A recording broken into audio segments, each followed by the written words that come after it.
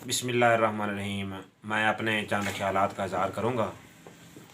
वो मेहरबानी फरमा कर इतना शेयर करें कि ये बात जज साहिबान तक पहुँच जाए।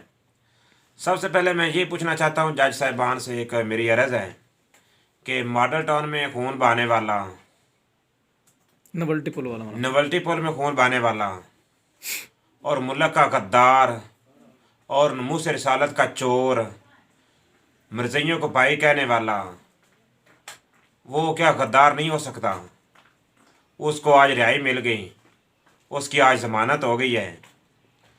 दूसरी तरफ परवेज़ मुशर्रफ साहब हैं जिन्होंने 40 साल एसएसजी बतौर अपनी नौकरी दी इस कौम की खातिर। 3 जंगें लड़ी उन्होंने बेशक, और और अपना एक नाम कायम किया, और पाकिस्तान का नाम था उस वक्त। वो गद्दार है।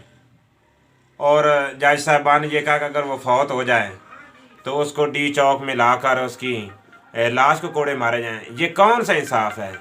क्या ये इंसाफ है कि गद्दार को रिहाई मिल गई इस्लाम के जो आज तक स्मगलिंग कर रहा है, शराब की स्मगलिंग करता है, शराब खुद भी पीता है, उसको रिहाई मिल गई? और परवेज़ मुशर्रफ साहब जो हीरो लीडर रहे हैं पाकिस्तान के, उनको जो आप गद्दार कह रहे हैं।